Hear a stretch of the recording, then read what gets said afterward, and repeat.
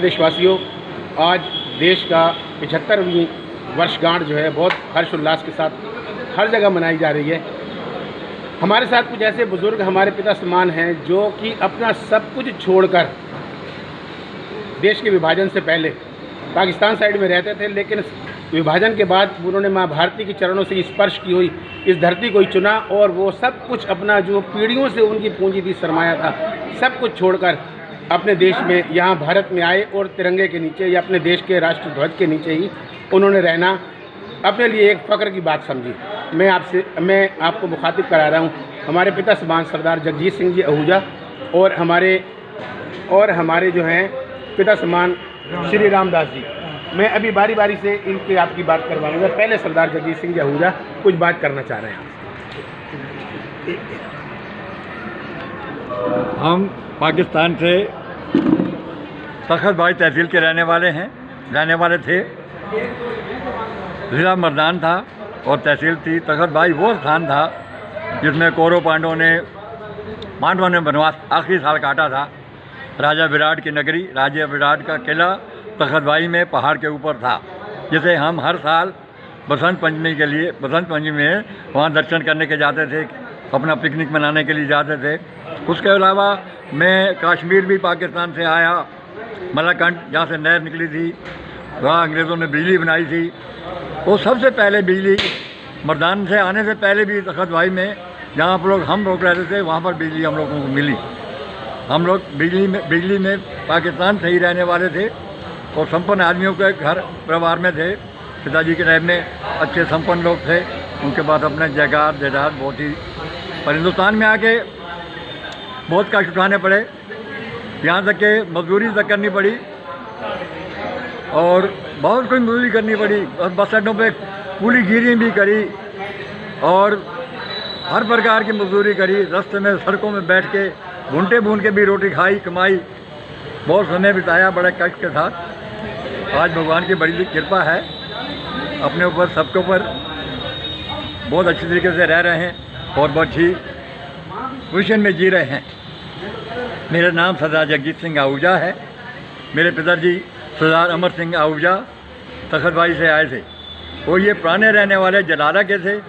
जलाला वहाँ पर उनकी ज़िम्मेदारा था, पर वो सारा उजड़ गया था। उनके ऊपर पहले से ही काबल वालों को डकैती में बर्बाद हो गए थे। उन्होंने छोड़ छाड़ के तखतबाई आ गए थे और तखतबाई से फिर हम हिंदुस्तान आ गए हैं। जैसे भी आए हिंदुस्तान जुड़ते खुलते आ गए हिंदुस्तान में।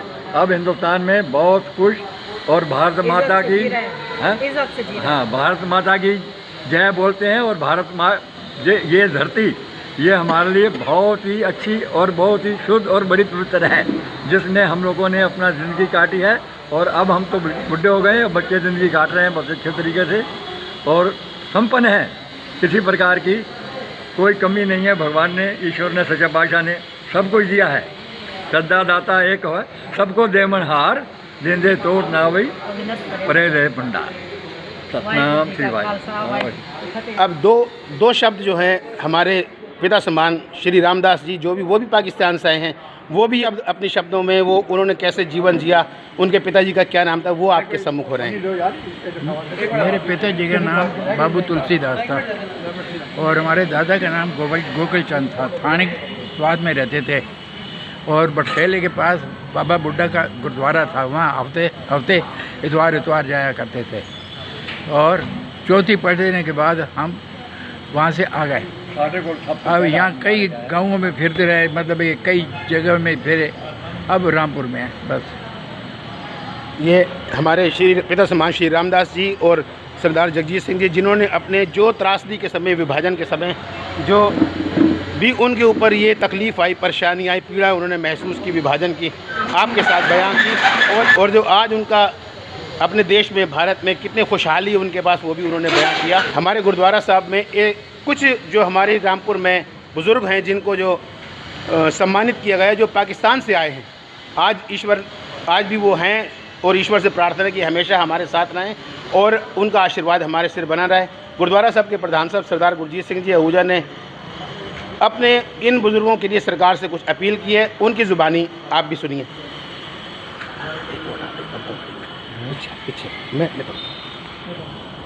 वाहिगुरू जी का खालसा वाहिगुरू जी की फतेह।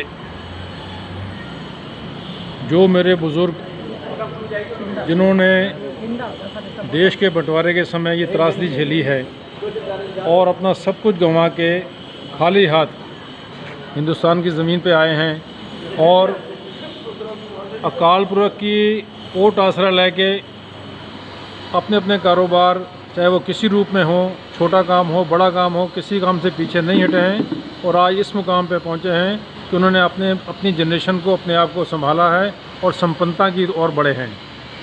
मैं भारत सरकार से ये गुजारिश करना चाहता हूँ और ये मैं उम्मीद करता हूँ कि मेरी ये अपील भारत सरकार बहुत संजीदगी से सुनेगी, क्योंकि जो लोग पार्टीशन के समय अपना घर बार, अपना सब कुछ कारोबार, अपनी संपन्नता, अपनी सब कुछ छोड़ के आए हैं, उनको जो काफ़ी लोग काफ़ी ज़्यादा तादाद में जो इस दुनिया में नहीं हैं, लेकिन जो लोग रह गए हैं यहाँ पे, उनके लिए अपील है भारत सरकार उनको हर तरह की सहूलत दे, यात्रा फ्री हो, उनका इलाज फ्री हो, उनको पेंशन मिले, जो सुविधाएं मैक्सिमम दे सकते हैं, क्योंकि ये पका फल है, बहुत टाइम नहीं रहने वाले हैं मालूम है, लेकिन जितना जीवन है जब तक हैं उनको बहुत अच्छी तरह से रखा जाए, सम्मान के साथ रखा जाए, ये मैं अपील करता हूँ। और ये उम्मीद करता हूँ